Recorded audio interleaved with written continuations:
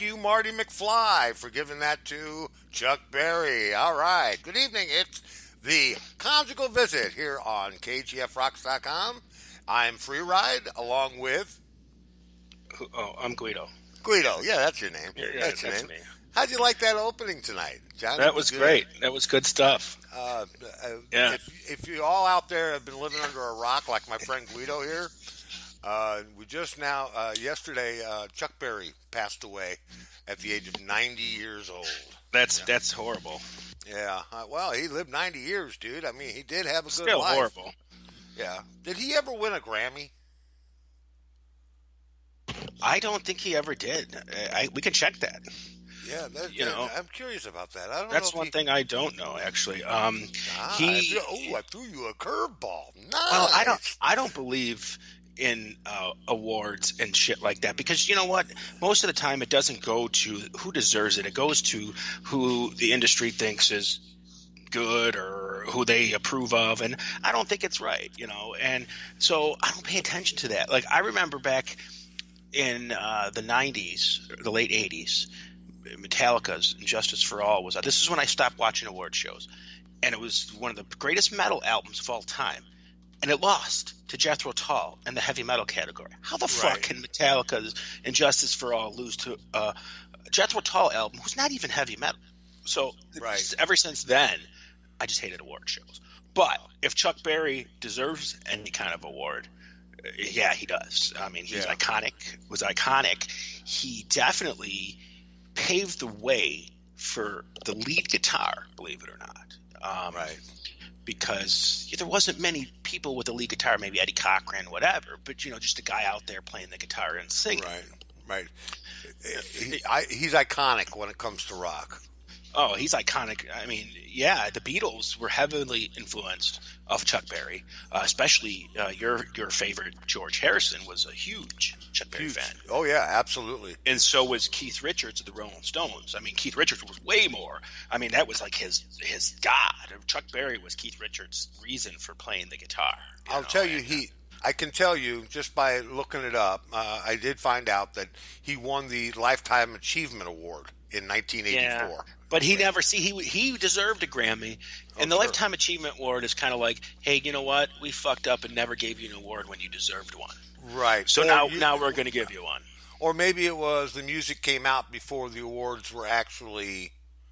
Didn't the awards start in like 1974 or something? 75? Oh no, the Grammys have been around that long.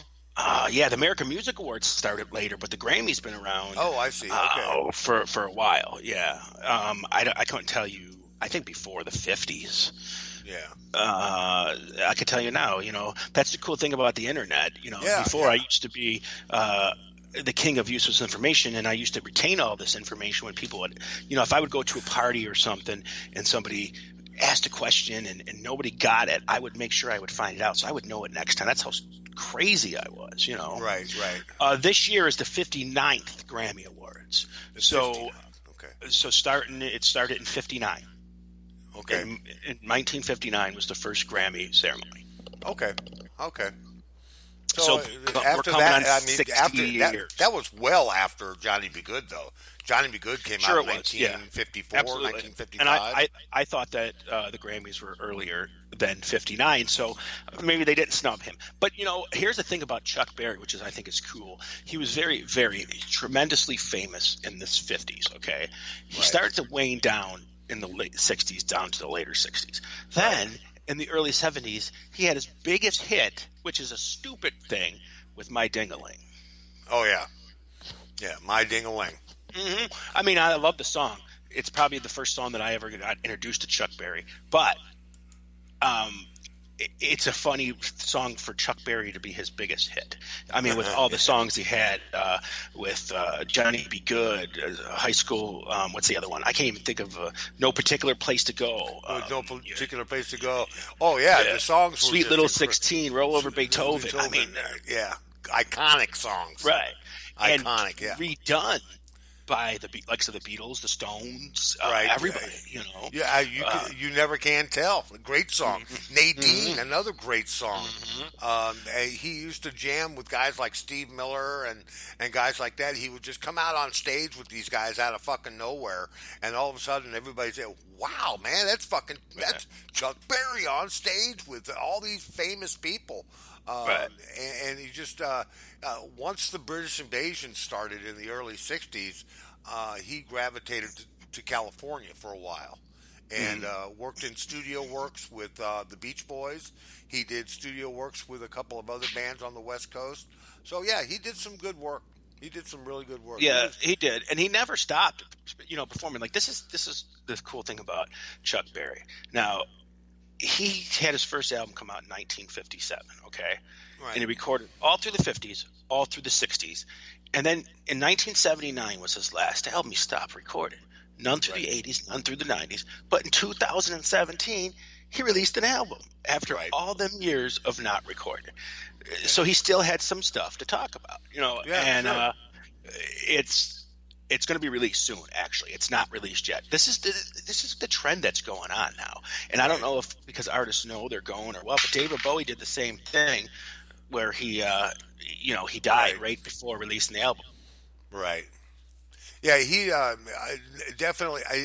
He used to come out, and he has a club over in St. Louis, just outside of St. Louis, called Blueberry Hill, and it's down on. And he would play once a month on a Wednesday night, and he Right. would come out on stage and he would jam out with whatever the band is that was playing that night at Blueberry Hill, and Well, for all those hits and the clubs and shit that he had, he never made much money. no, he didn't make a lot of money, but he had his great big old fucking ranch out there in St. Charles County. And I remember going out there when I was younger, in the late '70s. We used to go out there and party because we were underage drinkers, Right. and we'd go out there and drink. And he got in some trouble out there. Yeah, he did. Yeah, he got in a little bit of trouble, but that's okay. Those chicks shouldn't have been out there in the first fucking place, to be honest. Those chicks didn't Well, belong there. well, groupies. I mean, Yeah, alone, they've got a lot of people in trouble. I mean, yeah. especially in the '60s and '70s and '50s, especially. I mean, Christ, the '50s were, I think, the start of groupies. '60s they became more iconic, but there was groupies in the '50s. And I mean, shit. I think as long as there was popular music, there's been groupies. Oh yeah, yeah. And him and Muddy Waters was really good friends. Uh, Of course, Nat King Cole was one of his good time friends, and then he also hung out with Bruce Springsteen. Did a couple of shows with him, and so the guy is just iconic. To be on the same stage with Chuck Berry was probably the most surreal thing any artist could ever do. Oh my God, I'm up here on stage with Chuck Berry, and Well, that's just those amazing. '50s. See, this is the thing. I love rock and roll. You know that. Right, Even though our station, we started around the '60s, '66 ish. I think '50s rock and roll is some of the most important rock and roll ever because it was the first time that people really pushed the boundaries and pushed the limits and made a lead guitar player. What the fuck is that? Nobody knew what a lead guitar player was. right, right. He was a Yeah. troubled youth. He was a troubled Hmm. youth when he was young. I mean, he was in 1944. He was arrested for armed robbery after robbing three shops in Kansas City, Missouri, and then he also got busted for stealing a car at gunpoint with some friends of his. I mean, the guy was in trouble, and he spent time when he was younger in jail. So Chuck Berry was he was quite a character. I mean, he was quite the character. He was Right. in some trouble. I'm just reading this on Wikipedia, so I'm not just making this shit up. Okay, I just thought I'd throw that out there.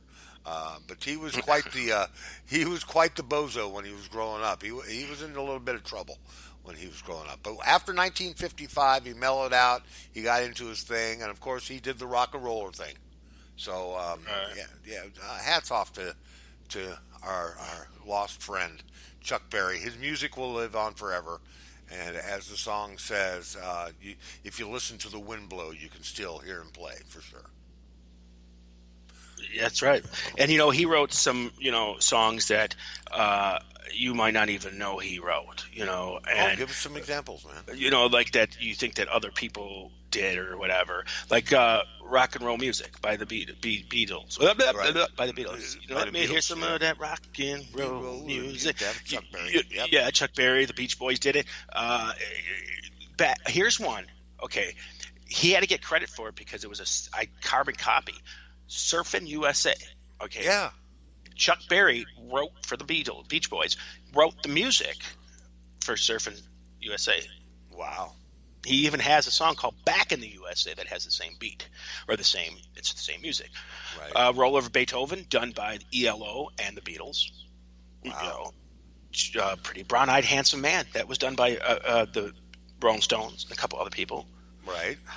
Maybelline, Johnny Rivers. Really? Yeah. Yeah, there's a lot of them. I mean, Sweet Little 16 people. I mean, he just had so many iconic songs, and he was only a hit. He had most of his hits from 1955 to 1959. Wow. Then he had from 59 to 64. He had nothing because the Beatles came and all this. But he had 2 hits in 1964 with Nadine and No Particular Place to Go. And yeah. That's true. And then it took him almost another 10 years in 1972 to have his last Billboard chart hit with My Ding-a-Ling, which really went to number 1. Wow. It's the only song I believe he did that went to number 1. Really? Yeah. I mean, that's weird. That's weird. Yeah. I mean, because I'm not saying nothing bad about that song. I mean, yeah, okay, it's one of those 70s songs that everybody used to like in the 70s where they were kind of comical, Right. and a little bit on the funny side and whatever. That was a big hit in the 70s, those comedy type songs. So, but all the other songs that he did were great mother effing songs. And I think he only peaked at like 5 and 3 and whatever. That's crazy. It's hard for me to believe. Yeah, but you're still hung up on this My Ding-a-Ling thing. No, because it's just not to me a Chuck Berry thing. I mean, it just amazes me that that's his biggest hit. I'm happy for him that he did that because I'm sure he could have used the money. Right. Because let's face it, those 1950s performers had shitty deals. Okay. Yeah. Yeah. And they didn't make a lot of money. The record companies made millions off of them, and they didn't. They were getting paid like they were working for the record company. Here's your weekly paycheck. And once the hits stopped coming, so did the money. Right. So that they all would go out on the carnival concerts, to your local carnival. fairs, Yeah. whatever. But yeah, I mean, if you didn't have like Elvis was one of the few people that were making money because he had a manager that knew what he was doing. Correct. Right. That makes sense. That makes a lot of sense. Nobody knew what they were doing. There was no rock and roll before the 50s. What was there? There was Frank Sinatra and Dean Martin. There was crooners, but there was no rock and roll. The kids went crazy for rock, dude. Oh, my God. Yeah. I mean, rock and roll came, and when Chuck Berry's, or not Chuck Berry's, but Bill Haley's Rock Around the Clock probably made people go nuts when it first came out. What is this? Yeah.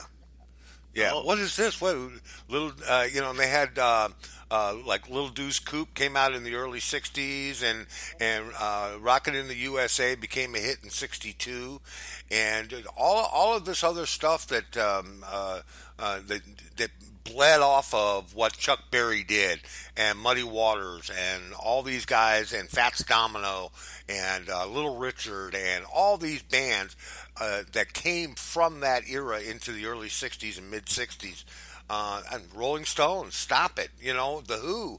All of these bands can attribute their roots to Chuck Berry. Sure. Chuck Berry is at the bottom of the root scale for the rock and roll tree, and it's a vast tree. Mm-hmm. It's a big fucking tree. Well, the 50s himself too. You're right. Not just as a guitar player, but as a guitar player front man. Before that, or like rock music was basically Elvis Presley and guy just singing, with a band behind him. He became, he did, and then there was other ones like Buddy Holly who played the guitar, but they didn't play the guitar. They just played you know, he played the guitar, man. Right, He right. was the modern equivalent of like Steve Vai and Joe Bonamassa and all these guys today. You know, that was him then. He was the first guitar icon, guitar hero. That big old Gibson guitar he used to play on. Yeah, he was great. And, you know, still people to this day rip off his fucking riffs, man. You know that guitar that Marty McFly played in the movie Back to the Future? I do. That's a Chuck Berry's guitar. That's his Yeah. classic Gibson guitar right there. That's what he played. Well, that's what they let him use it because, fuck, he came up with the signature riff, you know? Yeah, he rocked it, man. He rocked it. I mean, but trust me, your kids are gonna love it, right? Yeah. But you know, even some of his other songs are in iconic movies too. You Never Can Tell was in John Travolta movie. Oh my God, Pulp Fiction. You know, Pulp Fiction, and right. It was a big one. And then Elvis redid the song "Promised Land" of his, which was really great. So he just lived on. And people don't even realize the influence he had. If there's kids out there listening, who the hell's Chuck Berry? Go listen to it, but listen to it with your mind open because it's simplistic music. It really is. It really is simple. Yeah. But if you go back and listen to everything else that was was out at that time, then you'll realize it's really not as simplistic as you think. You know, because it was a little edgier for that time. Definitely, you know. Oh, for that time, it was like, Yeah. you know, they'd play that stuff on the radio and people would go, what? And then they would follow it up with some kind of a crooner song because they didn't have enough rock and roll to fill. Well, you know what's funny? Even just the 50s in general, music. Let's just strip away the genres and say music in general. Let's say, you know, like the black group, the Penguins, do a song. Right. And it goes into the R&B charts, and it's really a good song. But then Pat Boone does the same song, and it goes to number one. But if now you play both of them songs, more people are going to want to hear the one that didn't get the hit by the black vocal group than the Pat Boone one. That's true. But then you'll say to yourself, why is that? Because back in the day, the radio stations played the Pat Boone version. They didn't play the other version. That's true. You got to listen to the black stations. And, you know, and a lot of people, if you remember correctly in the movie American Graffiti, Wolfman Jack was doing all of the narration, so to speak, on the radio. He was the DJ, and the one guy he actually went and visited him in the studio. On that, you know how many people went to their local radio station to see if Wolfman Jack was at the station? Oh yeah, I mean, no, most of it was recorded and then played at a later date.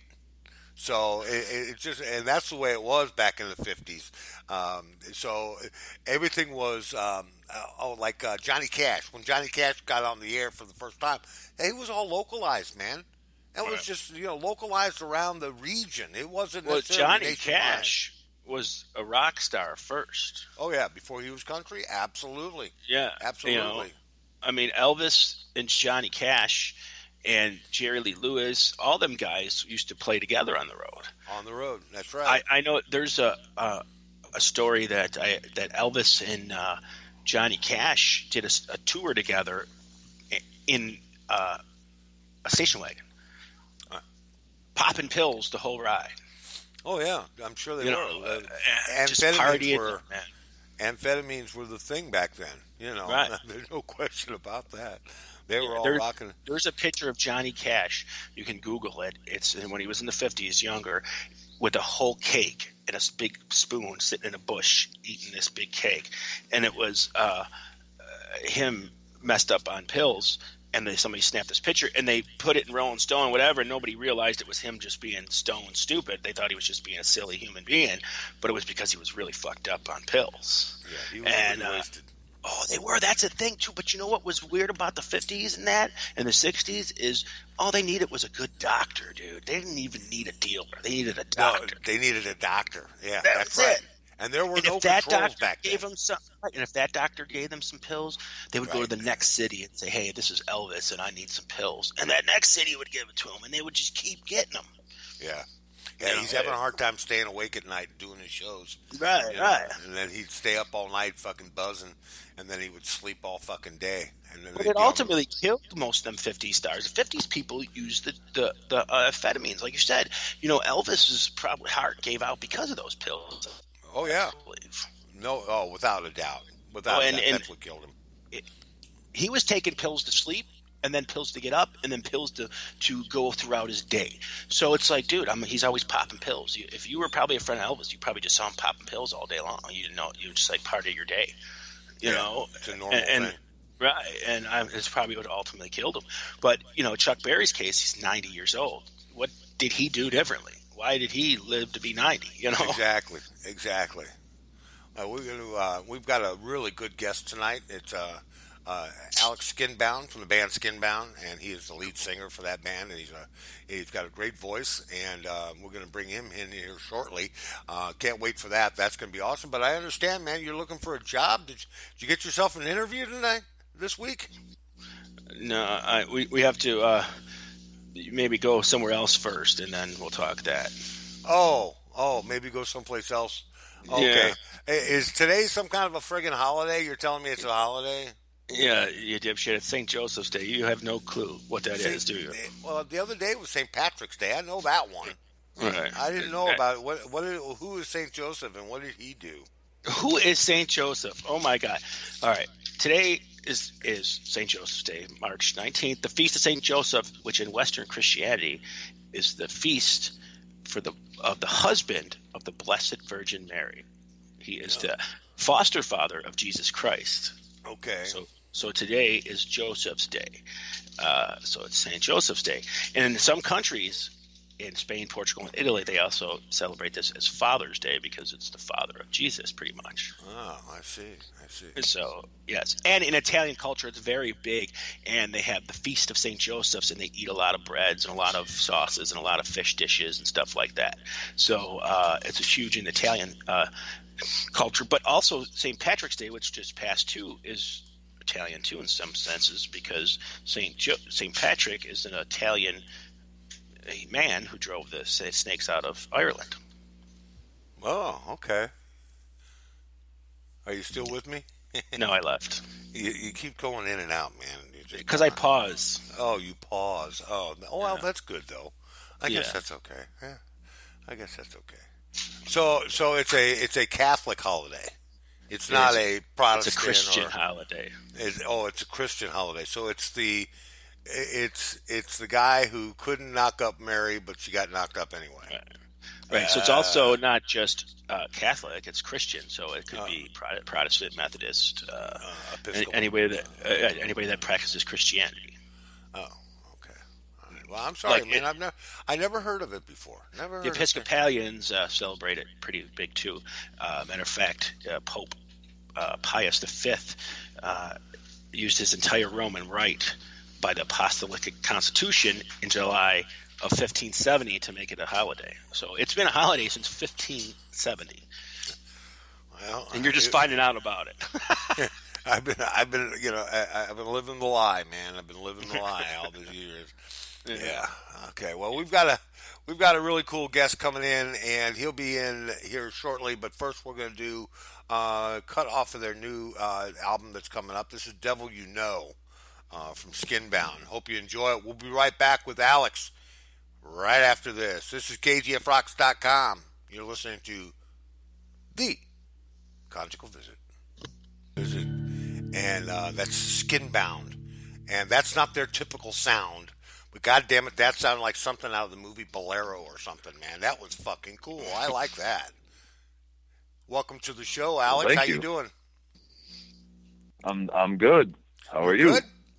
I'm good too, man. Yeah. I'm good. Yeah, he's always good. But yeah, welcome to the show. I was just on your website right now because I just found out we're from the same city, so I was trying to see if I know who the hell you are here.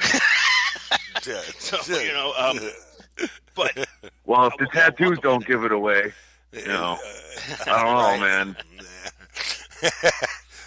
You hang out in a tattoo I- shop. What tattoo shop do you hang out at, Guido? Millennium Tattoo Shop. Millennium Tattoo. Yeah. So what Yeah, part I of don't- Buffalo?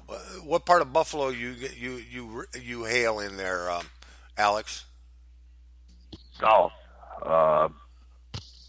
Lackawanna. I live in Lackawanna. But, Me too. You guys are neighbors. Didn't even fucking know it. that's weird. That is weird. Yeah.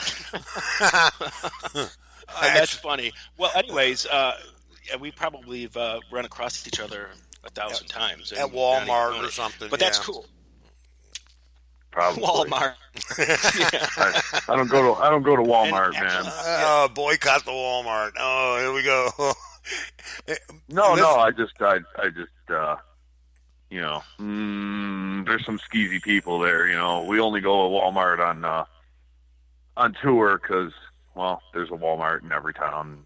Right. You know what we're gonna get, and they let us sleep in the parking lot, so that's pretty cool. Yeah, that's pretty. Yeah, cool. they don't give a shit. Yeah, you know what do they care? They even let Girl and Scouts. it's open 24 hours, so they even let the Girl Scouts sell cookies and shit out in front of the store and shit. You know. Yeah. So they're still pretty cool when it comes to that stuff. But but I mean, you've seen the site. You've seen the site. The people of Walmart. Yeah.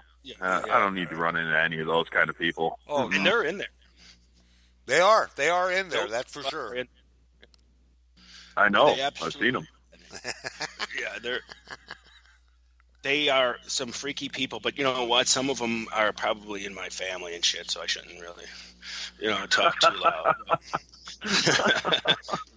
So now, Skinbound. Now, how long have you guys been together? Since 2006. Oh, okay. So you got some 11 time. years, I guess. What's that? You got some time in there together. That's good. And same guys, or is there any lineup changes through the years, or? Oh, there's been multiple lineup changes throughout the years, but Matthew and I have been one constant. Changed a lot of drummers, a couple of keyboard players.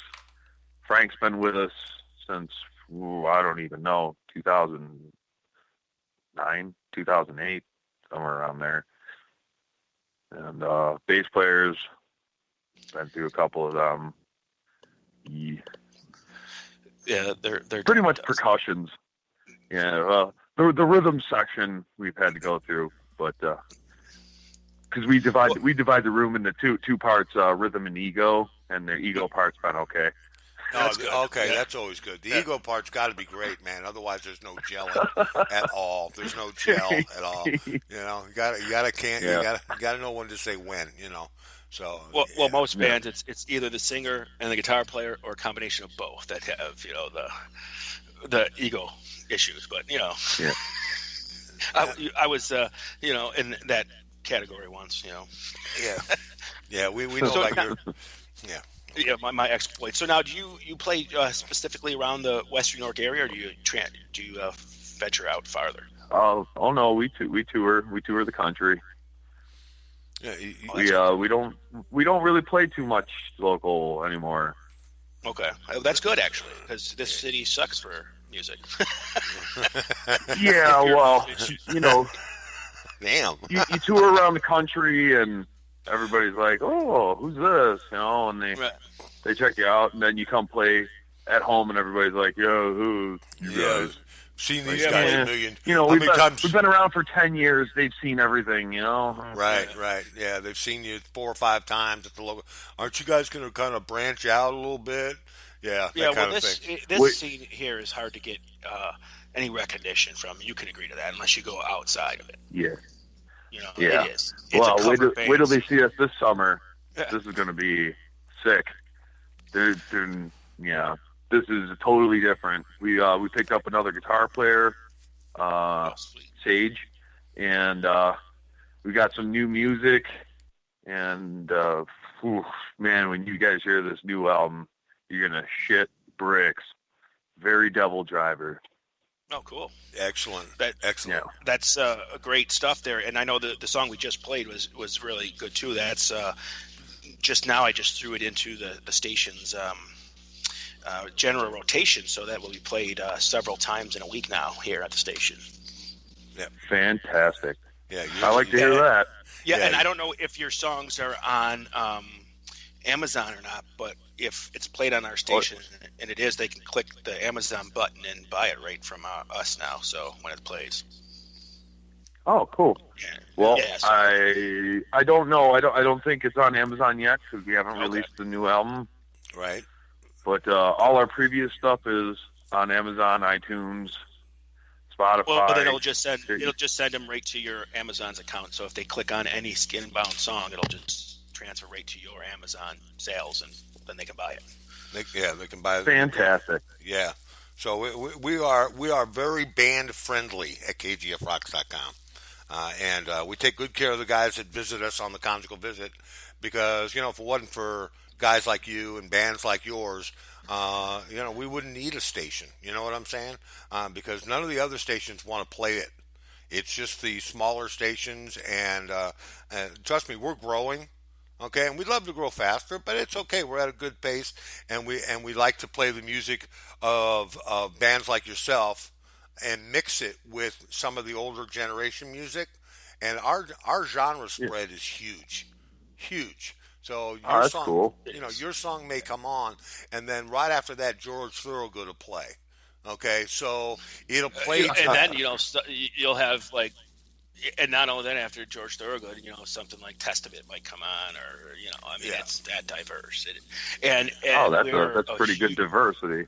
Yeah, it is. I mean, at any given day, you can actually hear the Beatles that go right to Metallica to Pantera to fucking Neil Young. I mean, that's what it is. It's just and everything. It all fits, man. It seems to fit really well. And we're a big success in Germany. So if the fans up in Germany dig your music, then they can buy it. Yeah. Hey, that's great. We're a big success in Belgium. So are you really? There you go. Excellent. See? Yeah, excellent. Yeah. See how that works, man? We're a worldwide radio network. We're not stuck locally to a city. Because in Belgium and Sweden and Switzerland and all those places, they still get what good metal and rock is. Oh yeah, The States are just too pushed on this cookie cutter Nickelback type shit, and it drives me nuts. I wish it was that. You know what? I even long for the days of that. Yeah, no. Now it's all distorted drums. Sure. And just a lot of distorted stuff going on and real cookie cutter electronica crap. Right. I don't understand it.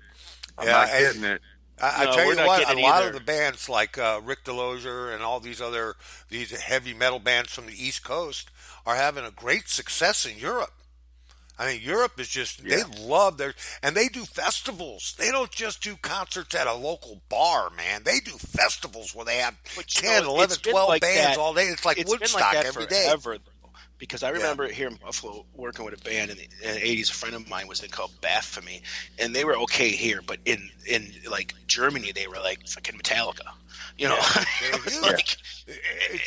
They come home and like 4 people would be at their show when they just played to like 80,000 screaming fans in Germany. It was like ridiculous. I don't know what you think about this, but I don't think it's that the United States doesn't support music. I think the people in the United States do support music, but they've got too much access to music. Does that make sense? It doesn't. I think that there's too much corporate. I think there's too much corporate influence. All the radio stations are owned by one corporation.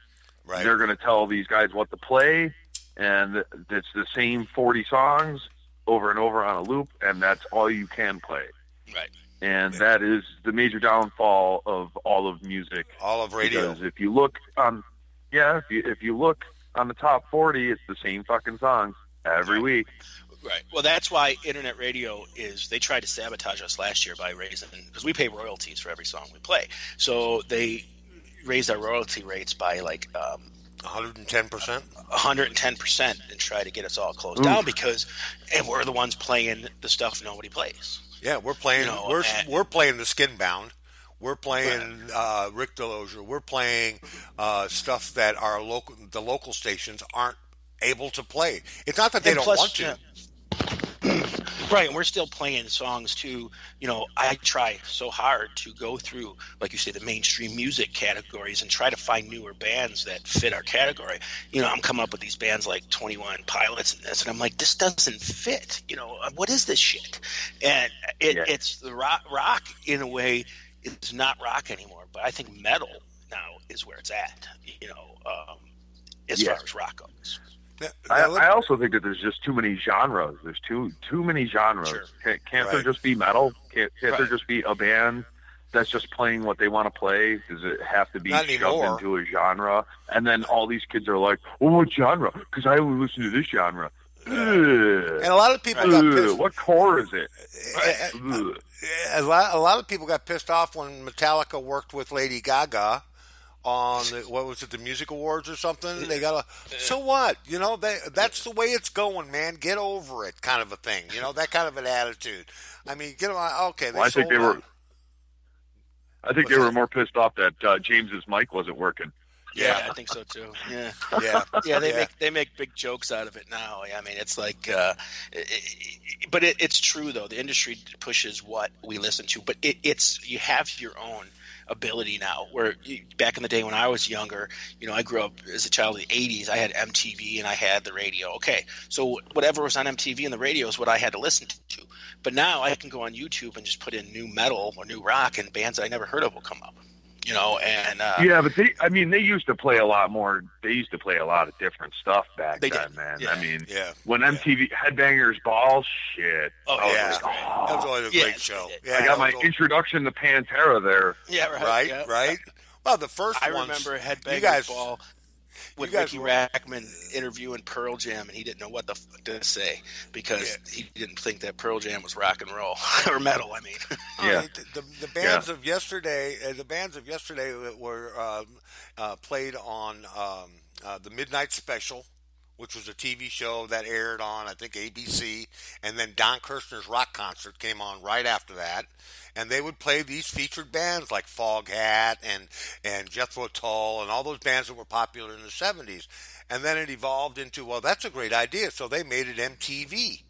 And the beginning of don't get me wrong, man, the beginning of MTV was fantastic. Well, the beginning of MTV was the introduction to the American audience to the new wave of British heavy metal, because no one would have heard Iron Maiden like we did if it wasn't for MTV or Def Leppard and bands like that. Skinbound is doing. You guys are doing a video right now, aren't you, Alex? Yes, we are. We're dropping it April 4th. Excellent. What's the name of the song on it? The Suffering.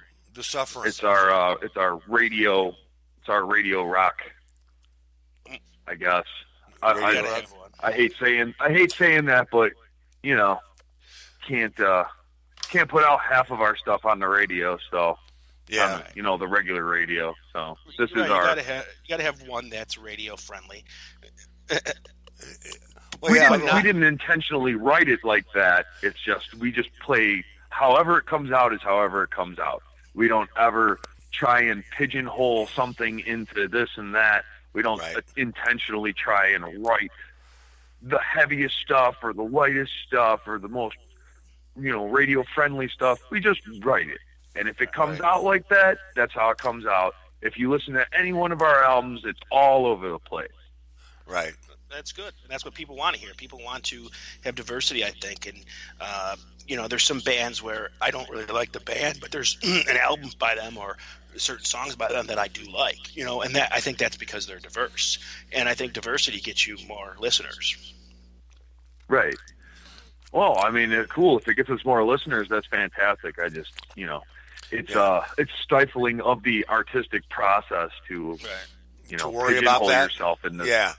To worry about what's going to fit and what doesn't. Just write whatever you're feeling. That's excellent. That's an excellent point of view, man. And you guys, you're doing a new album. When is the new album set to release? Do you have a release date yet? We don't have an exact release date, but we're looking at July. Okay. Just before we go out on tour. Yeah, we're going to be going out pretty much the whole month of July. Okay. And how about cities on the tour? You got any cities yet that you want to go to? Well, I know we're going a lot of Texas, Cool. Oklahoma, Oh, cool. Pennsylvania, Ohio, Indiana. We're talking probably Wisconsin, Michigan, definitely St. Louis, Chicago, Excellent. probably Florida, Okay. North Carolina. You know, And it's going to be. I don't know if we're going to make it to the West Coast, but we're going to get close. you guys did some time on the West Coast, didn't you? Yeah, we did. Yeah, it doesn't sound like it's something you want to talk about. Yeah. No. Spent a year in L.A. Came back. Spent a year in L.A. Came back. Next question. Next question. Well, that's when in Rome. That's L.A., man. That's L.A. Yeah. So where did you shoot the video for your new video shoot? Where did you do that at? Down in I can't remember the name of the park. It's down in South Wales. Okay. So it was a cool shoot location, or was this, you pick it for the location? Yeah. It's actually just a park, but they have a whole bunch of. They have like a stone bridge and stone staircases and just all kinds of stuff made out of stone. So it gave us a nice old school feel. We just pretty much shot it out in the woods in the middle of winter. Awesome. It does have that weird. It has like a weird. Let's see, like kind of. We were going for kind of a B-rate horror film. Okay. So. Oh, okay. Well, it sounds like you got it with all that. So that's good. So that's going to come out in April, you said? Yes, April 4th. April 4th, and they can. Where can we find that one? On your website, or? Oh yeah, on the website. It's going to be on our YouTube page, but we'll have links for it on everything. Sure, yeah. That's, just Google. Google it. Yeah, that's a cool idea. And if I catch it and I'll shoot it up on our. We usually share a video of the day. I could throw it up in there and get some exposure for you, which would be cool. Hey, why not? This is the first Buffalo band we've had on. I didn't even know, because I don't get the press kit until like the day before, and then I don't read it till the day of. Yeah, we're gonna be doing the release with Revolver magazine as well. Oh, cool. So cool, very cool. Yeah. We'll be happy to release that for you. Maybe we'll throw a little party on the Conjugal Visit with you, and maybe we can get more than one of you guys on here and have a conversation and talk about your new album. Well, shit, man, isn't that what a Conjugal Visit is? A party? Yeah, it is a party. Much. That's right. That's exactly what it is. Now, it says here, man, in your bio, in the first section of your bio, it says the music depicts the violent truth of human nature and how greed, hypocrisy, and power have corrupted the sacred institutions of religious belief. What the fuck, dude? That's fucking deep. That was a mouthful, huh? Yeah, I mean that is just like okay. Which side are you on, man? I'm not trying to be an ass. I'm just asking. And I know a lot of folks are. There's a lot of religious folks out there, but that's on the other side, man. That's just push that to the one side. Hypocrisy is what I see all the time. It's not anti-religious. I know. Okay, we're not. We're not devil worshippers or anything like that. Right. I personally don't subscribe to any religion. Okay. Some of the members do. And I'm thinking here, man, it's more of a commentary on where it went. It took something that was supposed to, enlighten mankind and twisted it for, own personal power and greed. Yeah. I don't subscribe to it. Or was that what it was all created for in the first place? It could possibly be. Right. I'm a fan of history. Right. And well, history kind of dictates a lot of, hey, what Jesus said and what you guys are doing, not quite the same thing. Not even close. No, not even close. And I'm thinking skinbound. Okay, the soul is skinbound. It's within your body, and it stays there until you're gone. Once you're gone, the soul is gone.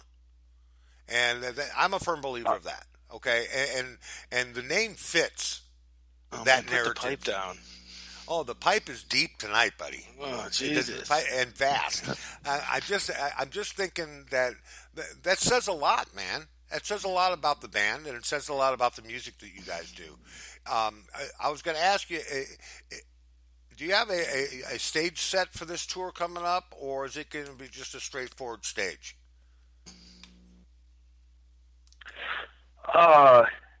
Boy, I feel kind of dumb, but I don't know what you're talking about. Do you have like a stage presence, like Kiss or something? Do you guys have a stage set for lights and the visual part of the band? Oh, or is it just pretty much straightforward on the stage rocking out?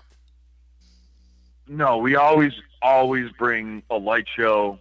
We always bring we play a full show every time. 10 people, 1,000 people, doesn't matter. We play the same show, full light show, full gear, full everything. That's how we bring it. That's how Freeride usually does when he does his male stripping. It doesn't matter if there's himself or, 5 other guys there. He'll still do it. I'll take off my clothes. I will say though, if you have epilepsy, our show is not the show to go to. So there is a lot of strobing. Oh, okay. A lot of strobing, a lot of laser light bullshit, and a lot of colors flashing. It's full light show. It goes with the music. So drop some E and get to the show. That's right. That's right. Or acid. Yeah, right. Yeah. Well, yeah. Well, if you got epilepsy, you don't want to drop acid. Trust me. That's something you just get some edibles. Some edibles. Get some edibles and have a heart attack. Yeah. Well, you know what? That sounds cruel, but then you would be in like the national news, and that would get you some, Dude, I know. Oh, remember all the stuff about Manson? How he had all those protesters? Yeah. I keep telling Matt, man, I wish that happened to us. Yep. Man, how do we get protesters to come out to the shows? Well, that'd be so great. You can hire them. Dude, you Jim can hire Morrison's favorite thing The government hires them now. The government hires them now. You can hire protesters.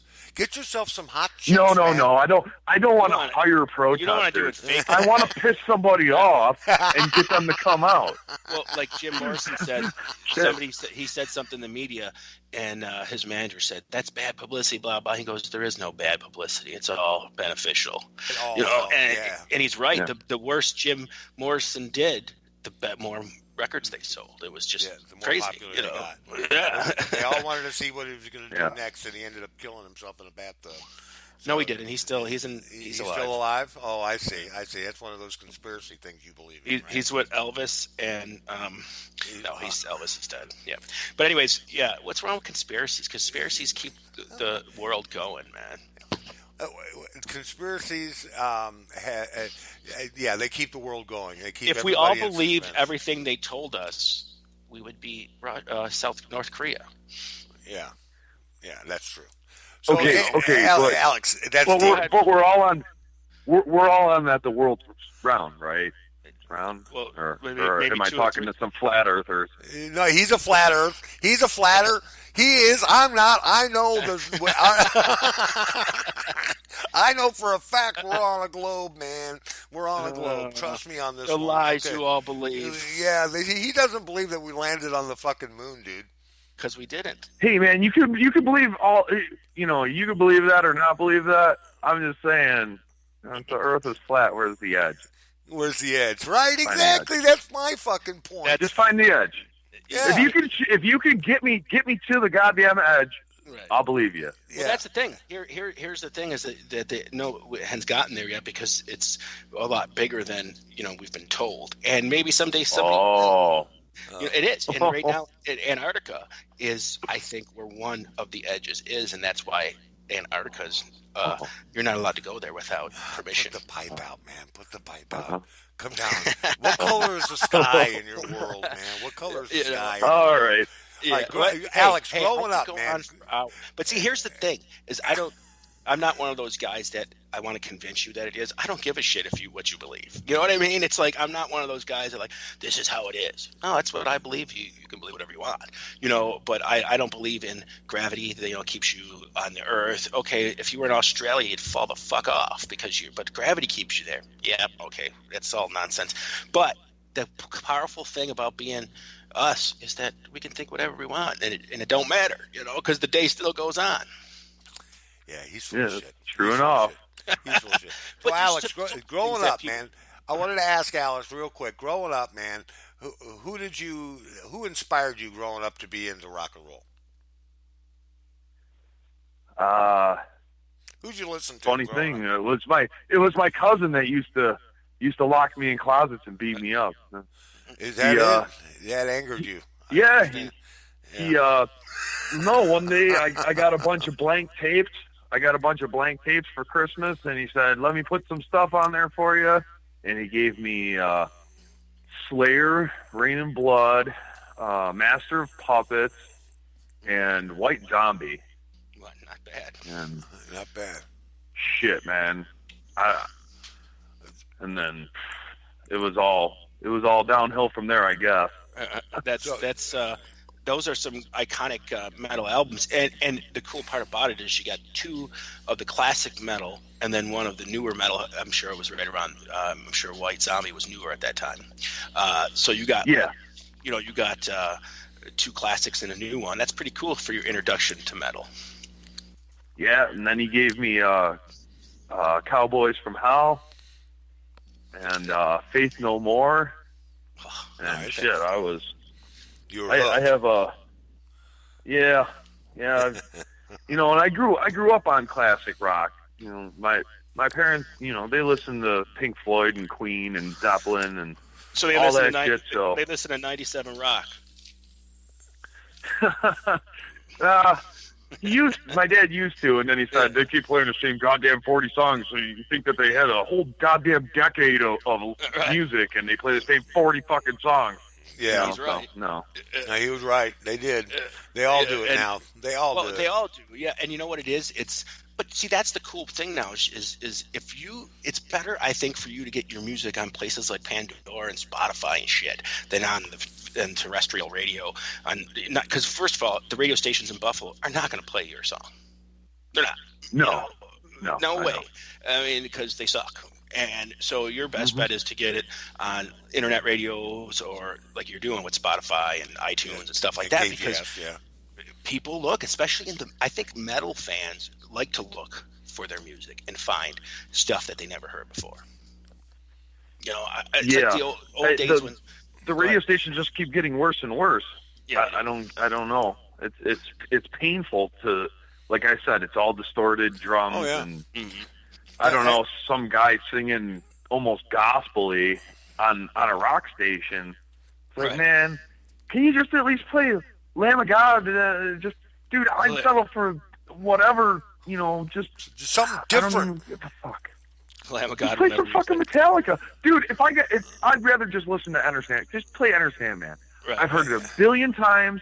I could do without hearing it again, but just play that. Can you just play that?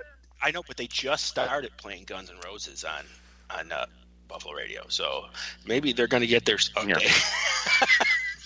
But don't count your chickens. As a matter of fact, speaking of Metallica, Guns N' Roses, and Faith No More, I saw all three of them at Rich Stadium in '91. At Rich Stadium, right? Show. Yeah. Yep. It was an awesome show, and I don't think I'll ever see a better show than that. I'm going to see Guns N' Roses in August, but I'm it's just like it's Fat Axel, and it's not going to be the same. It's Fat Axel. Fat Axel, man. I pick on Axel every week because I want him to call in, but he won't. So no mention of Does Kiss. He still have his cornrows? No, I don't think he does. Does Fat Axel still have the? I think he realized that it brought out the more than one chin, and he got rid of them. But dude, the fatter his head got, the wider those rows got. I know he did. Whew. But it's funny how somebody just wasted their brilliance on being a asshat by just taking 14 years to record an album that really sucked in the end. Yeah, ego will do that to you. It will. And you know what? They were on track to be, like the Rolling Stones, that kind of a band, because they were. Yep. And they fucked it up, hardcore. But hey, now they're making millions of dollars again, so whatever. It's all it's about to them now. I don't think they really care about liking each other anymore. I think they're all doing this for the money right now. Yeah. Why not? Well, I know when we play a show, we're out in the audience. We watch every band. Mm-hmm. We're always out talking to the people. Right out there, man. None of that sitting in the fucking bus, wait until we go on, play to a fucking CD. We don't play to tracks. We play live every time. We go out there and we actually play our instruments. People came and paid money to see us play, not listen to the CD. Sure, absolutely. And I want to see, I hate, like, sometimes when the band plays the song exactly the way it was recorded, without any little differences, because then, like, they're faking that. They're not even playing, I mean, you have to, you want to play that song right and well, but when you play live night after night, it's going to sound different every night. The bigger the band, the more perfect everybody wants to hear the band. They want to it has to sound exact. It's so perfect, and you can't hear any kind of feedback or a wrong note or a missed hit on a drum because, oh my God, they sucked. Oh, they're fucking horrible. Right. You got the trolls on the internet. Fuck them guys. They sucked a dick. But it's like if you want to see a band live and you want to see them actually play, there's gonna be a fuck up here and there. Sure. Roll with it. I like to see that.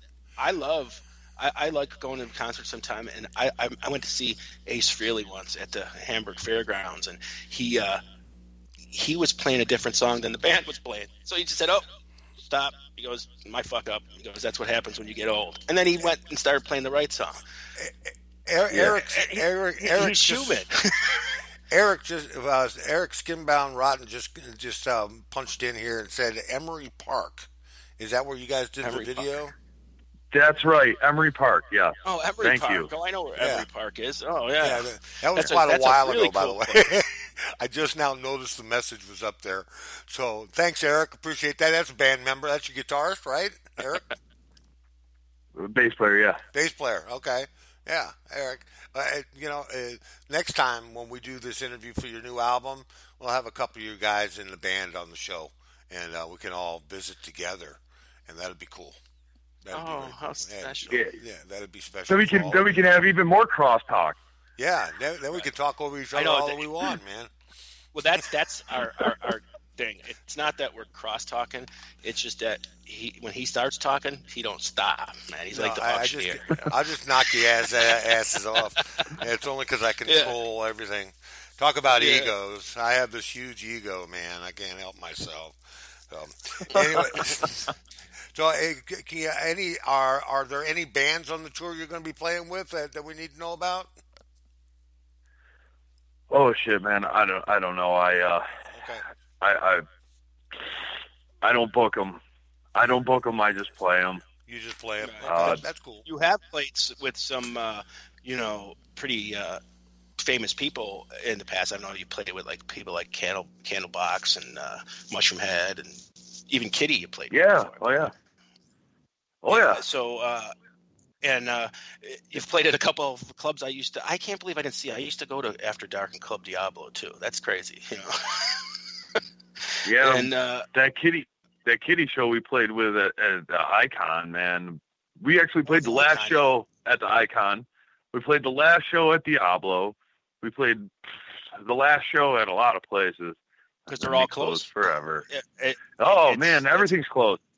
Yep. It's how it is here, and it's a shame because there is great musicianship here in the city. I mean, even with younger, older, even some of the older guys that were in bands in the 80s are still out there, and they're still really good musicians, but nobody goes to see them anymore. And Yeah. is it why? I think the biggest reason is because people like to smoke when they go out, and they can't anymore, or they can't be free to do what they want. Too many laws. People are worried about drinking and driving. It's crazy.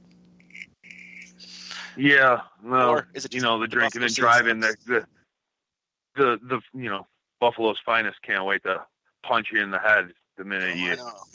Oh yeah, they're waiting across the street. You fuck up a little bit. Yeah, and they're really. I mean, you got to understand Free Ride. Free Ride's never been to Buffalo. There's really only certain places you can go to have a good time. There's not many. Okay, and for a while that was our downtown Buffalo area where there was a lot of clubs, Continental and whatever, and everybody went down there, so it was a controlled environment. But they would fuck with you, so everybody stopped going there. And the other thing is, all the bars are. If you want to see a cover band, there's 100 bars that you can go to at any given night. Right. But if you want to see original music, there's 2. So good luck. Good luck finding new music. And it's not because the people in Buffalo don't want to hear new music. It's the club owners are pushing the go-to cover bands because they know they can fill. They're not giving anybody the chance. Or it used to be, I don't know if it still is. Remember the old pay-to-play here in Buffalo? Where you had to buy the tickets and sell the tickets to your show, and you ended up giving them away anyways? Show plays, yeah, ESI. Well, that was the old show place. I don't want to knock the new. They just reopened, and I don't know how they're rolling or whatever. But the old ESI, pay to play. Yep. Pay to play, yeah. You would buy the tickets to your own show, man, and sell them. They would charge you the tickets already. I mean, it's how crazy it was. And if you didn't sell them, you didn't make any fucking money. And that's how it was. I don't know if it's still like that, but I'm sure it's like that in a lot of the scenes because there's nothing out there anymore for the little guy anymore. And even record industries are not the same anymore. Before, back in the 70s and 80s, you went into a recording studio and the record company paid for everything. They paid for the recording, the promotion, and then they took it out of your sales, okay? But nobody does that anymore because nobody sells records. So no, it's gone. That promotional machine. Well, now if you sign a deal now, they want half your merch sales. Right. Yeah. Right. Well, are you making the merch? Right. No. So I have to make the merch and then give you money? I don't know about that. Yeah, that's all part of it. What a wicked world, man. A band like Kiss signed away half their merchandising rights. Just 10%. Yeah, but I think you're doing okay, right? Oh, sure they're. Well, they are now. Yeah. If you consider Paul Stanley's $350 million and Gene's $600 million doing okay, I think so. Yeah, they're doing all right. But I'm not gonna cry for them. Yeah, but what amazes me about them is most of their money did not come from record sales. It came from tours and merchandise. They're probably one of the. That's where all the money comes from. True. Now. None of these bands. None of these bands make any money on unless you're. I mean, you got to be really, really big, and even still, you don't really make the money off the album sales because nobody buys them. Right. Yeah. And there's no way. That's a thing that the music industry can't get a hold on is they can't stop people. There's no way. If you stop a site, so now, but here's the thing. So now everybody thinks that they got away with something, right? Right. I can go on the internet and I can just steal the album. I don't have to pay the huge amount of money of, $12 or $15 for the album. Now, when I go to the concert and I want the shirt, it's $45. Oh, wow. You guys made out real good. Yeah. I don't know. You didn't get away with anything. No, but I remember back. Now the ticket prices are $50. Oh, shit. You didn't win on that, guys. Right. I remember You were better off paying $20 for the ticket, $20 for the shirt, and buying the $12 album. Oh yeah, definitely. Back in the day, you bought the album for $10, $15, $20 concert ticket, maybe a $20 T-shirt, and the real T-shirt, not the $20 in the parking lot T-shirt. Dude, I went to see Led Zeppelin for $9.50. Yeah, dude, but you're old enough to be our father, so. I saw. Yeah, but what were you Stones. making? $1.25? Not even. I was still a teenager. I wasn't making any money. Yeah, it was about $1.75 an hour. It was about $1.75, and I go to these concerts. I went to see Black Sabbath, the Sabbath Bloody Sabbath concert tour, and I went to see them for $5.50. We were ninth row center. So be jealous all you want, but of course they sold millions of fucking albums. So I saw some really good shows for really, really cheap, and when I look at ticket prices today, Metallica is going to be here in St. Louis at Busch Stadium, and the cheapest seat is $95. Wow! Yeah, congratulations, everybody! You guys won. Right. Yep. So now everybody just steals the music. Yeah. And then everybody made fun of Lars, and Right. I'm no fan of Lars. Lars is a big fucking crybaby. Big crybaby. But. But he did kind of have a point a little bit. He did. No, he did. No, he saw it early. We all thought that he was just being a crybaby at that time. But, well, yeah, because we all wanted our free, and I'm not innocent of this. I know. I've downloaded my albums too. Of course, it was bands that I was like, I don't know if I like these guys yet. Sure. If I really did like them, I actually did go out and buy the CD. I'm sure a lot of people didn't. But I'm one of those people that likes the album art, and we still do album art. Even though it costs us more money, we still do the album art. A lot of bands will they do the one-page insert, real cheap CD, whatever, get it out there, sell it for $10. We sell ours, it's less than $1 a song. Everything that we have at our merch table is affordable. Right. That's just how we roll.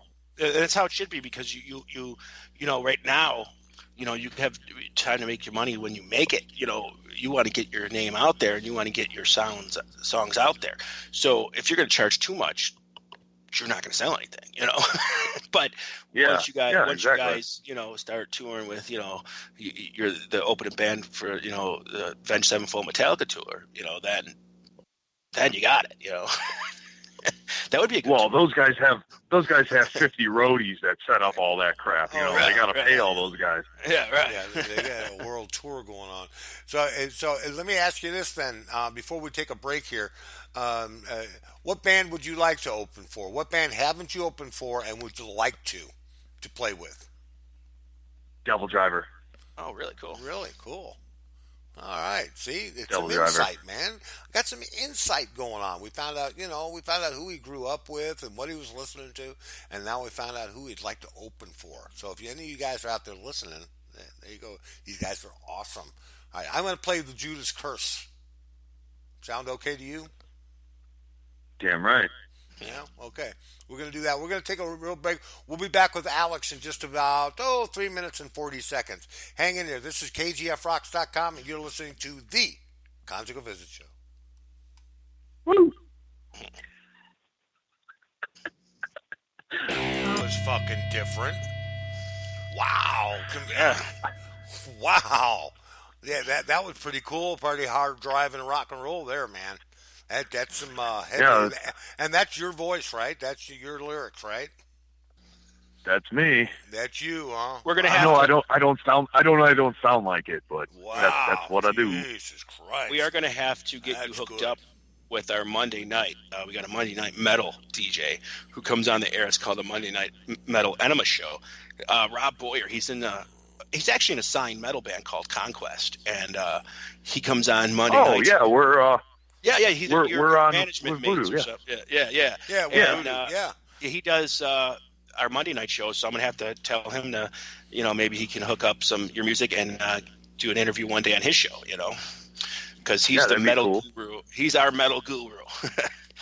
He knows things about metal that, you know, I forget. See, my favorite metal band, and they're metal, but they're, I don't know if you would call them hardcore metal or speed metal, is Anthrax, man. I love Anthrax.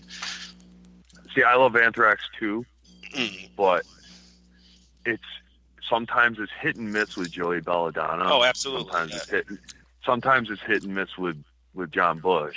Right. So I don't know. I'm kind of all over the place when it comes to the two of them. Right, but they were two definitely different sounding, and I mean, they totally made Anthrax sound completely different. You know, John Bush was no Joey Belladonna, vice versa. They were more, I don't want to say harder, but more of a lower end. For the 90s, it was better because in the 90s, you didn't need that screaming metal vocalist anymore, you know? Yeah, right. And I think it was a good move. Yeah, it was a good move, definitely, and I think it was a good move to bring him back, Belladonna, because I think they're on fire now. I think their last album was great, and I think you know, that old classic metal is huge. Look at Iron Maiden, dude; they're huge. Oh yeah. Well, I mean, have they ever not been huge? That's true, but No, I mean, I remember, but yeah, I remember in the early '80s, I do, when you said you'd like Iron Maiden, people would look at you like, "What's wrong with you?" Okay, so it was cool to like Iron Maiden, but it wasn't like everybody did. You know what I mean? And same with Metallica in the beginning. But then as time progressed through the '80s, it was like all of a sudden these people that told you they sucked were all, yeah, you just fucking said they sucked 3 years ago. Why are you here? You know? Yeah.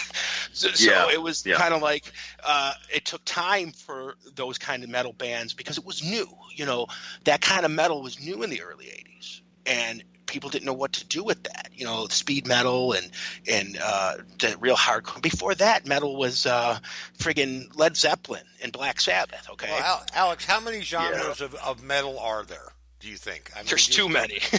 Yeah. I don't know. I would say death metal is definitely different than black metal. Right.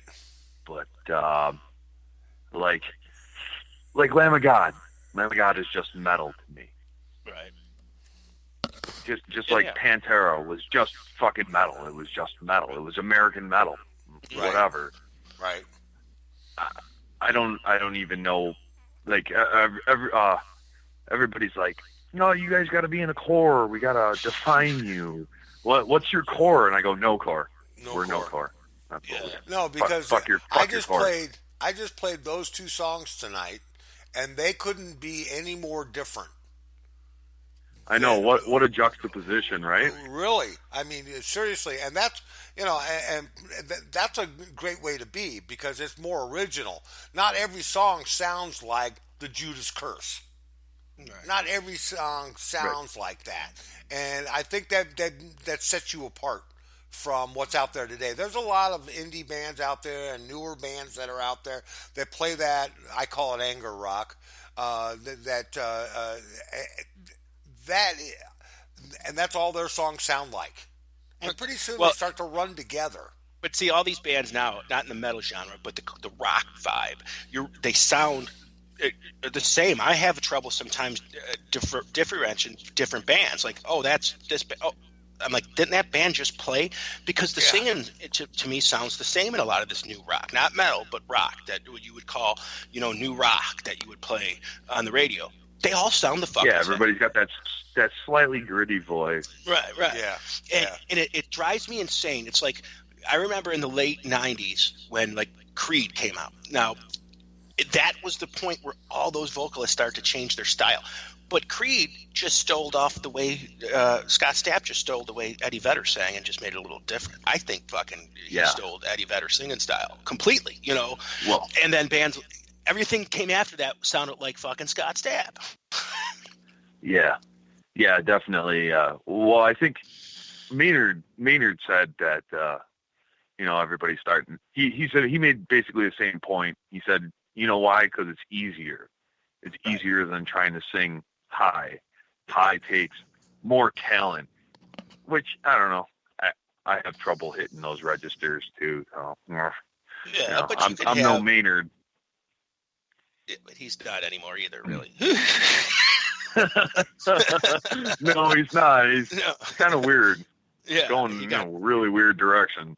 Yeah, he's definitely a lot different than like 20 years ago, and but he's kind of right in a way. It's not easier for maybe you to sing, but it's easier for the people to listen to, because if it all sounds the same, it can't be bad.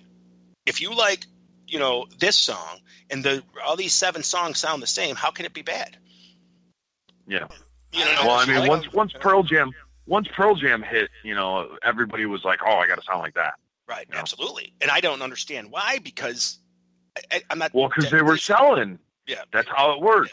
Yeah, it is. Yeah. But he wasn't that great of a singer. He was just different at the time. Okay, he was not a horrible singer. Yeah. He just had a different voice than everybody else at that time. So it was. I call him old mumble mouth. Yeah, he is mumble mouth. He is. Yeah. I have to. I don't know. You can't. And minus 1 or 2 Pearl Jam songs, I always have to look up the lyrics when it's on to what the fuck did he just say? And still to this day, 20 some years later, I still don't know any of the words because I just mumble along. But see, for me, dude, I was so into metal and hair metal, all of it. I was into all of that 80s scene. When for Pearl Jam and Nirvana to come and be like, why are these dudes wearing flannels and shit? I'm like, what the fuck's wrong with these dirty people? It totally like changed my whole life and devastated me. I almost went to country music. You almost committed suicide. Almost committed suicide. Oh, man. Nirvana. Yeah, Nirvana. It's always a rainy don't go day. To country. Yeah, I know. No, I didn't. But I mean, it was like the point of this is too drastic of a change. I mean, from the 80s rock scene to the 90s, it was completely different. Yeah. Well, yeah, it depends on what you were listening to. I mean, if you were listening to Def Leppard, then yes. Right. It's quite the change. If you were listening to some heavier shit, it wasn't that. It was like, whatever. They're doing that. Who cares? Right. If you were listening to Cannibal Corpse, you didn't give a shit. Right. But see, I was still listening to the metal stuff because when the grunge stuff came in, my favorite bands were Pantera, White Zombie, and shit. What's the other band I liked? Well, those two at least. Those were 2 of my favorite bands. They were totally not the grunge, those bands, And matter of fact, I think I seen them together one time. I don't remember. Maybe I did. White Zombie. At the Armory? Yeah. Pantera, White Zombie, and I don't remember who the fuck. I can't remember. I don't remember. Yeah, I seen that show though. It doesn't matter. Anyway. Yeah, it doesn't. But anyways, that was like the best show ever because it was still metal. I didn't go see any Nirvana or Pearl Jam. I never seen any of them bands in concert ever. Well, shit, you can't stop listening to them. Every time you turn on the radio, it's the nonstop Pearl Jam. Yeah. Yeah. Well, by the way, we have 4 Pearl Jam songs. That's it in the whole station.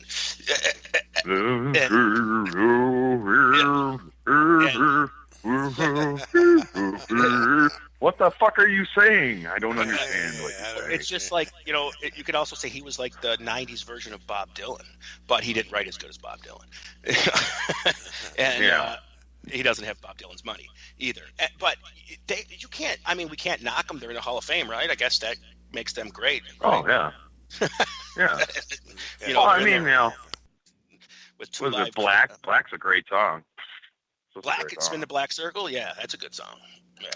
Yeah. But they did okay, I guess. You know what I did like about Pearl Jam, and then we'll get off the grunge because I can't stand it, is that they didn't sell out to a certain extent.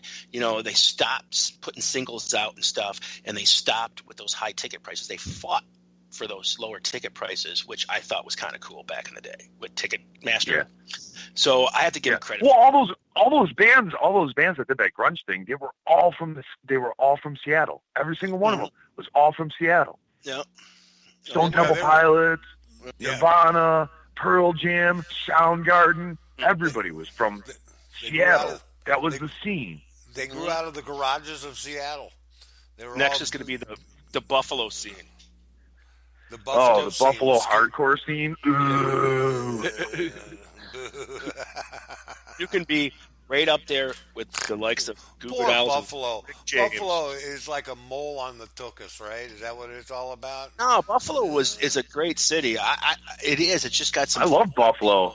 man. You like Buffalo? Okay, okay. You like the football team? Of course. I don't give a shit about football, but Yeah, I he's like, not a football fan. you know, Yeah. people in Buffalo are still nice to each other. They are. Good food. Yeah. And the winners, for some reason, make people smarter. They do. Because if you're stupid, you freeze to death. Yeah. So, Right. you know, that was a little bit of the problem with LA. Was it's always nice. Right. But you get a lot of dummies. There's a lot of dummies. You know, in Buffalo, they would have froze to death. They would have. Yep. Even the bums in Buffalo survive in the winter. That's right. They yeah, figure it out. why would you be a street urchin in Buffalo? I mean, I guess the summers are nice. I mean, you guys probably summers average here are about beautiful. 75, 80 degrees all summer long, right? No, we get into yeah. high temperature too, but it's mostly Well, nice. yeah, but I mean, the average is nice. But Before man, the steel bars plant are was open till 4 4, every night. Every Yeah. night. Yeah. And Every that's night. the greatest thing in the world is that the bars are open to 4, and we don't capitalize. We on have it. we Chicken have wings. banging food, fantastic food. So everybody's fat and drunk. It's a good time. It Fat, is. drunk, It's and a good warm. time. Well, It's the way you know, to the be, thing fat, too drunk, and is there's a lot of good musicians here in Buffalo. It's just no market for them.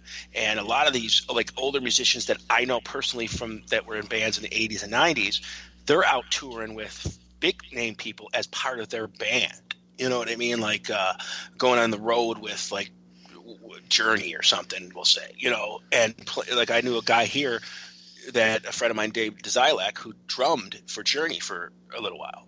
I mean, Oh yeah. yeah. So there's that good, talented musicians here. There's just no venue for Buffalo musicians, and it's a shame because when somebody does try to do it, like Jesse and I did downtown, and a couple other people did, it doesn't. We don't get enough support, and that's what's happened. Well, like it all goes back to the radio station. See what you guys are doing is you know, you guys said earlier that, you know, it was great having, you know, new musicians around like us, you know, but it's great having you guys around because you guys are pushing this stuff over the internet, stuff that the regular radio station won't play. It's the same top 40 crap. Sure. And it's brainwashing the people into thinking that this is what's good. The only reason why it's popular is because the record company pushes the same shit over and over and over again. And if you hear it enough, it gets stuck in your head, and that's what you end up liking. Oh, you're right. Even if you don't like it. There's so many songs that when they first came out, I'd be like, this song sucks. And then after a couple months, I'll be singing the fucking thing. You know, because it just sounds. It gets stuck in your fucking head. And if they keep pushing that crap, and there's no, it used, you know, hey man, you know, Todd, you got to remember, you know, when DJs used to pick their own music, right? Oh yeah, definitely. They're not allowed to do that anymore. No, and you know, that's the problem. It was the whole payola thing that did it, because only a few were getting rich from it, and so the record company says, well, wait a minute. You know, they used to go in and pay with cocaine and money and all that fun stuff, and then that kind of went away because then corporations got control of it, and then of course the FCC regulations really came down hard on it, and you know, became felony, and yeah, back in the day we used to have the band Gypsy. First time Gypsy was played on any radio station was on KC 95. And the band Gypsy played on KC 95 just one time. And then after that, it was put back into rotation. And once that started happening, it spread all over the country. And that's how you used to get your break, man. That's it. You'd have one DJ say, well, I'll play that. Let me play it, see if they like it. And then people go fucking crazy over it. I'll tell you how the industry is, and you could agree with me on this. Okay, Goo Goo Dolls, Buffalo band. Like them or not, that's not the point. Buffalo radio never fucking played them, but as soon as they made it, all of a sudden, oh, here's Buffalo's own, the Goo Goo Dolls. What? No, fuck you. Don't even play that song. And they didn't. And the funny thing is that they don't even sound anything like what they did when they were a local band. They used to be a punk band.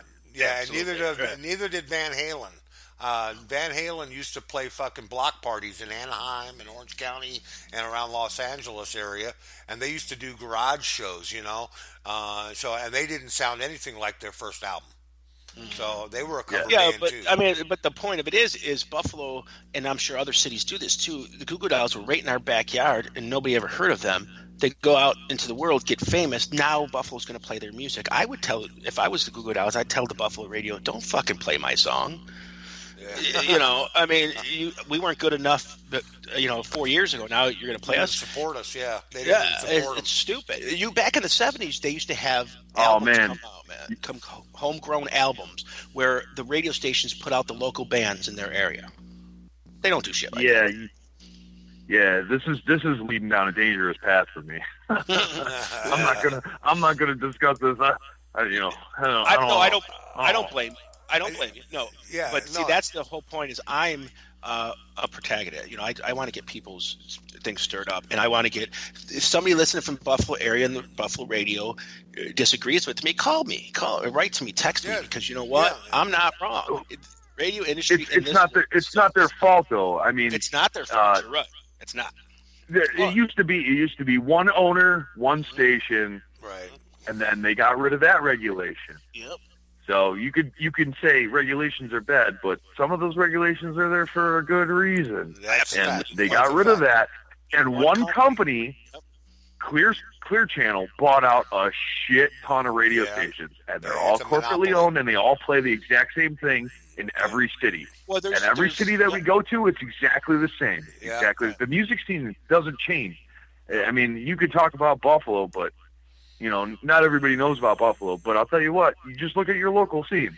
That's If you're Buffalo. a local, now check It's this everywhere. out, guys. If you're a local band and you're doing a show in the St. Louis market and you want to advertise on KC, you got to pay for that advertising.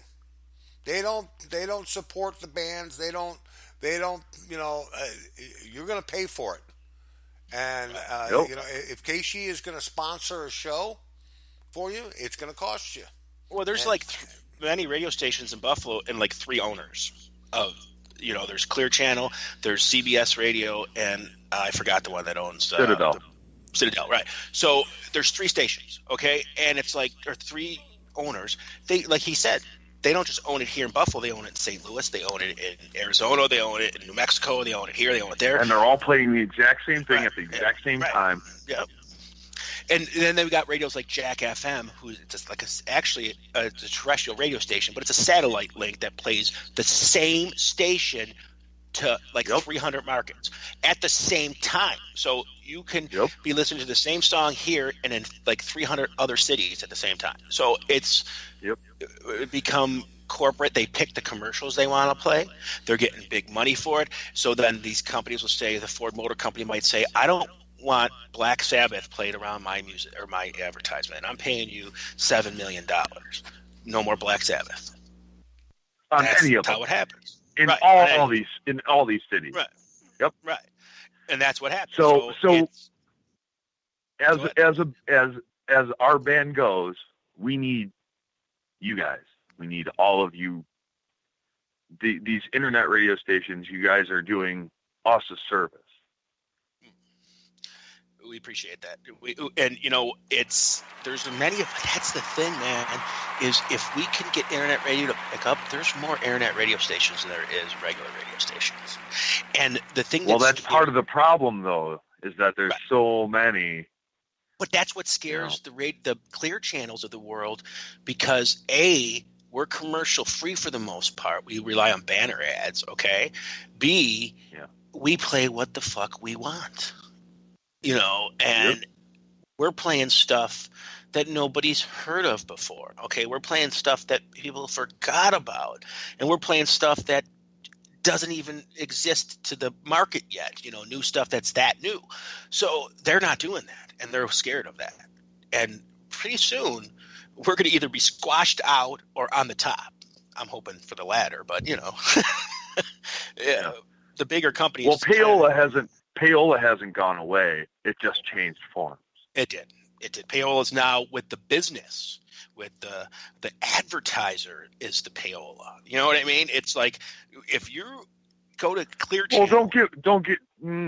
don't get it wrong, man. Some of these record labels, they all bought out each other. Sure. I mean, you could see some of these smaller labels are owned by this big giant label. Right. So there's only three labels. That's it. Yep. So three labels that have been around since forever. Yep. And they're all pushing a certain thing for that month. They're pushing it hard. They are. Yep. Well, they are too, and I agree with you. But like now, if you listen to, but there's other aspect to that is that media advertisement. Okay, it does happen even in the local markets where these stations, like you're like 97 Rock will say, some Amagon funeral home is going to advertise with them, but they don't want to hear any new bands like Skinbound or anything. Do you think 97 Rock's going to play you then? No. Right. No, that's I know. So it's advertisement driven too, which it's all corporate. Radio is so corporate that it sucks so bad. I hate it everywhere. I'll go into those apps and listen. And it's ruining the crowds. It is. It's ruining the crowds. It's ruining the scenes. Mm-hmm. It is, and it's become why. Soccer. Mom and Dad Rock is the ruler. You got to get lucky. You got to get lucky to get your concerts advertised. And I thought you fell asleep, dude. No. I've been talking to Eric and through the messaging here, and I'm trying to get him to tell me something really juicy about Alex that we can throw at Alex. So you better fucking not, or he's fired. You better, in his best fucking vocalist voice. You better not. So who in the band right now? Who's the wild man that you're going to have to keep an eye on for this tour, man? Who are you thinking you're going to need to keep an eye on? It's always the keyboardist. Frank. It's always the keyboardist. The shy but violent one, right? Frank is crazy as shit. Yeah.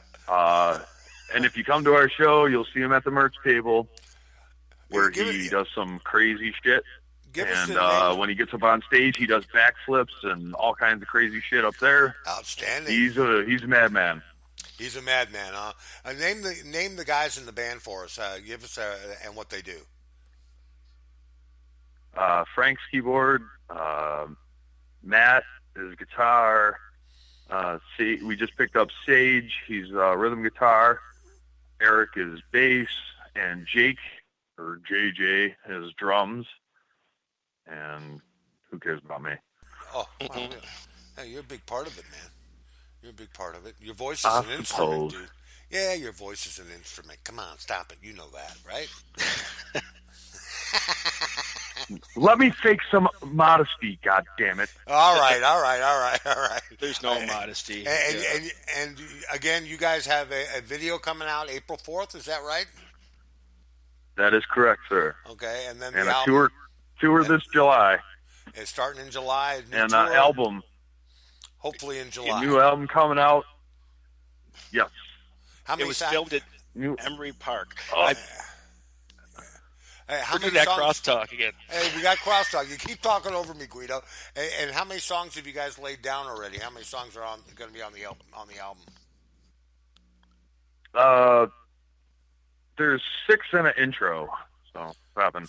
Oh, okay. We found that putting out EPs is more economic for the band and an easier grab for people. Okay.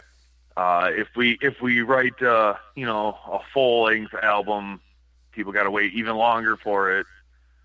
So we just found that it's a more economic for us because we don't beg our fans for money to record. Right. We pay for it ourselves. We all work jobs, pay for it, get out there and tour with it. Oh, okay. So we're big on doing it ourselves, and any help that we get along the way is much appreciated. But we never beg. Right. No, and you should. A little too proud, I guess. Yeah, I see bands out there with GoFundMe accounts and shit, and Twisted Sister did it to make their documentary. They did a GoFundMe account. I'm like, Twisted Sister, you think they'd have some kind of money? But yeah. I guess not. But, I think I donated like 50 cents or something. But we do the same thing, dude. We have we're all we pay royalties and we pay streaming licensing and all this stuff. So we have a pretty good overhead.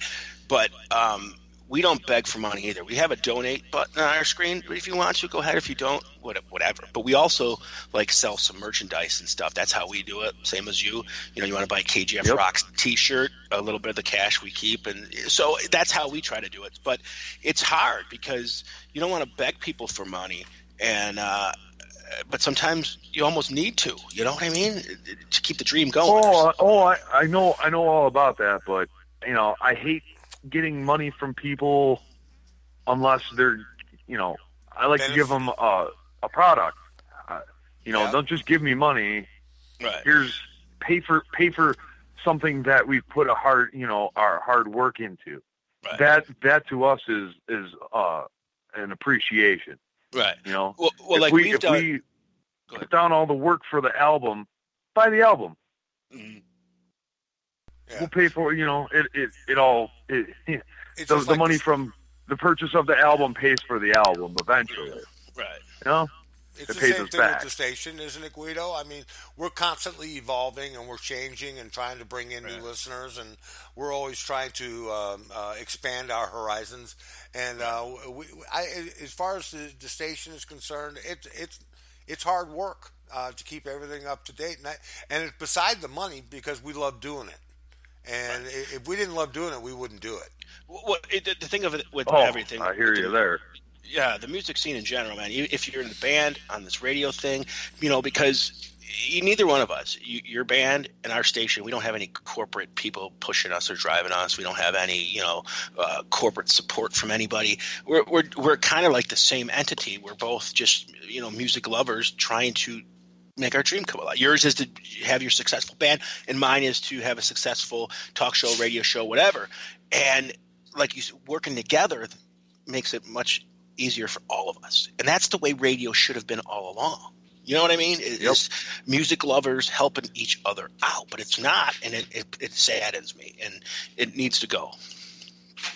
Yeah. Well, I mean, that's where it's leaning toward, but, corporations are going to fight it, obviously, but there's nothing that they can do about it unless they regulate the internet. The only way that it's the only way that they can fuck you. Yeah.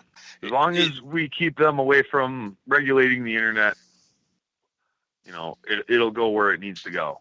It will, and that I'm a strict opponent of the SOPA or against it, SOPA and all that stuff.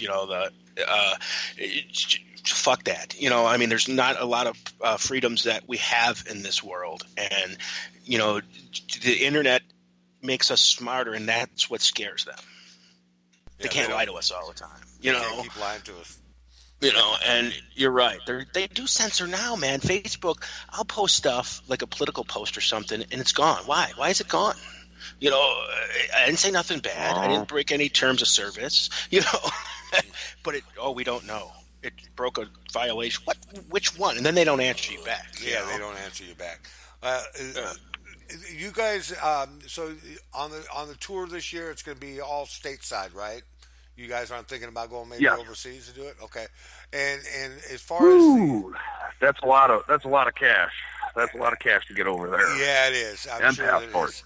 Boy, that would be nice, though, man. And transportation of equipment. Yeah, and setting up somebody to interpret for you and drive you around, and places to stay, and that's a whole hell of a lot. Yeah. Okay. And then when your new when you guys now you're having a conversation, Guido's talking with Eric, having a conversation in messages, and they're talking. Definitely we want you guys to come. Want you to come back for sure, Alex, and we'd like to have a couple of members of the band in there and have everybody come in and have a good time. Would that be possible next time around? Maybe. Maybe here's another thing we can do. We can do one day too if you're going to play around in the Buffalo area at all, or in the West New York area. I can even come and do an on-the-spot interview and take part of the show and do like a live broadcast type of thing. Yeah, that would be awesome. That would be really cool, especially Oh, well, I know the last show of the tour, we're going to be playing July 22nd. We're playing home. Okay. So, yeah, I that's... think. Okay. Yeah, that way. Well, you know what? Let's get, like I'll get your whatever. I'll go on your Facebook and add you, and then we can chat because we can do that. I got I can just bring the laptop and the our session mics here, and we can just, it's not going to sound like, amazing. Like it's like the Frampton comes alive, but it won't sound bad. So, and do a couple songs. Oh, well, I mean, we don't have the editing software. We'd have to record it, then edit it to make it sound like, you're right there. But you'll still get what you sound like. I think that'd be cool. Oh, dude, we have a GoPro, fuck if I remember, Hero 4, something like that. And we use that on stage. Man, it comes out beautiful. We put it on the stage, and it's still like, when the sound's so loud, it goes. Yeah. But it doesn't sound like that on the GoPro. So I recommend that to any band, anybody who's recording. Don't use your cell phone. Go get yourself a GoPro. The sound is great. The video is great. It looks good in the dark. It looks good in the light. Sounds good. GoPro. Hey, you just did an ad, man. You just did an ad for him. Wow, man. Yeah. I know. I just did an ad, and I'm not even getting paid for it. I'm telling you. Fuck this shit. I'm not ever doing that again. So I wanted to ask you, man. I hear that you like to arm wrestle. Well, what I do like to do is get drunk. Oh, okay. And then do stupid things. All right, then I'm going to ask you, what's Buffalo your favorite beer muscles? What is your favorite beverage? I still like Jaeger because I like NyQuil and I like medicine taste. Sometimes I just drink Robitussin for the fuck of it. I like chugging Robitussin. I don't give a fuck. I don't give a fuck what anybody thinks about that shit. Man, it does a throat good. I don't care. So I like medicine. I like medicine tasting stuff. Jaeger. I like Cold Cock. We're sponsored by Cold Cock, and I don't have to really say anything, but I do like it. I like whiskey though. I like whiskey. I like bourbon. Is that around here in Buffalo? Cold Cock, yeah, it's in a couple of places. All you have to do is go to the liquor store and ask for it, and they'll order a case. Yeah, I want to try it because Rob Boyer told me about it. He said it was real good too, and I want to try that. But I thought you were going to say Labatt Blue, and I was gonna be upset because that's like the Buffalo thing. I used to like Labatt Blue about 10 years ago. Yeah. I don't know what happened to it, but it got real skunky. Yeah, but that's like the, we're like Canada Junior here in Buffalo. Yeah, well, we get all the Canadian crap. Little Canada Molson Triple X. Molson Triple X is excellent. Yeah. If you want to get fucked up quick, Molson Triple X. Yeah. Look at all the ads I'm doing. Jesus. Yeah, you're doing all these free ads and shit.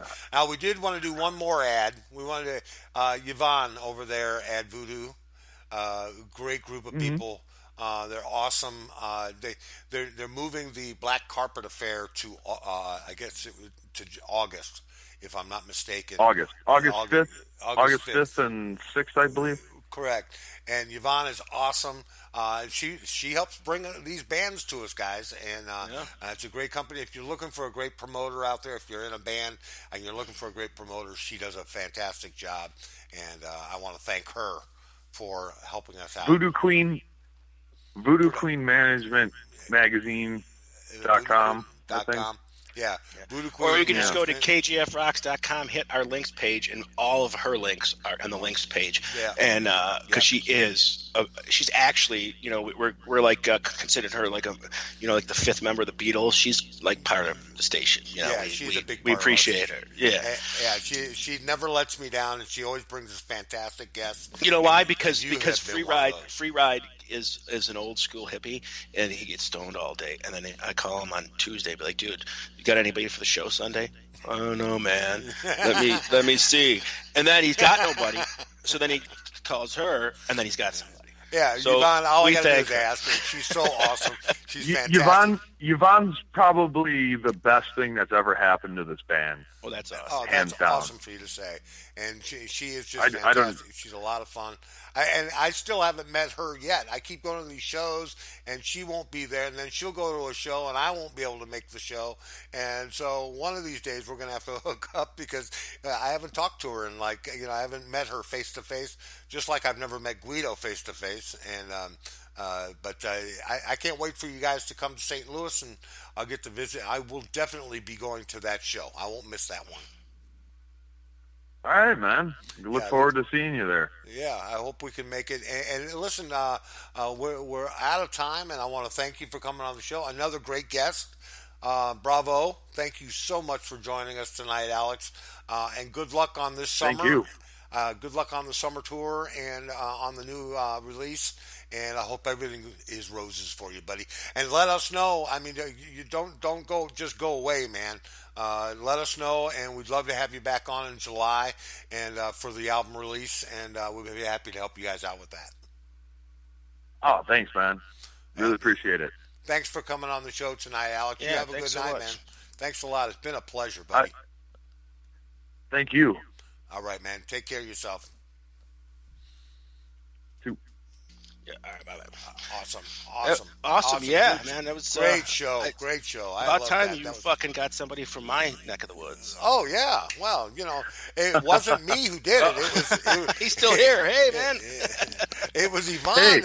Hey, you know what's funny? Usually after the interview, yeah, they just hang up on me, and I'm like, hello. I wouldn't just hang up on you. No, we let you hang it up because we don't want to. We're not assholes, dude. We love talking and shit. So we do that all the time, and then people will be like, all of a sudden I'll hear somebody breathe, and I'll be like, "You're still there, right?" Oh, I don't know what to do.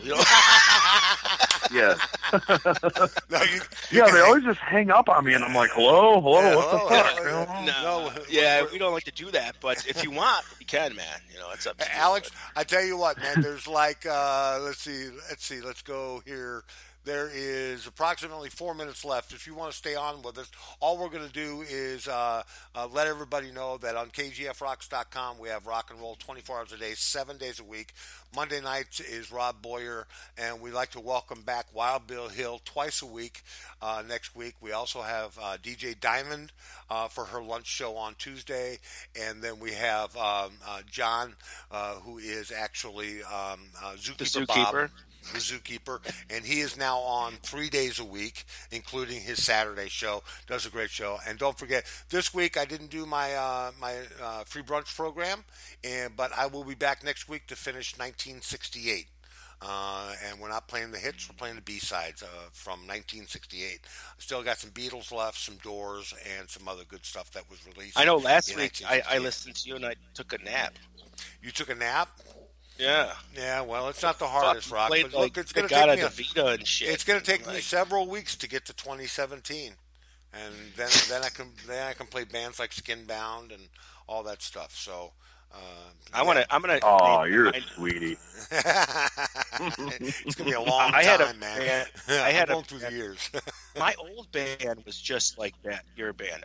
It was back in the '80s, but we were called the Foreskins, and nobody. Oh, the Foreskins. Oh, yeah, the Foreskins. It was like, yeah. So my uncle always says, "Hey, are you still in that band, Foreskins?" I'm like, Skinbound. He's like, whatever the fuck, who cares? Well, my dad wanted me to, he talked about naming a band, and he said I should name my band Fermunda Cheese. Fermunda Cheese? Yeah. Yeah.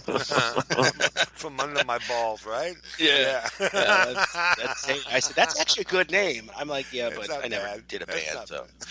Yeah. I became a DJ instead.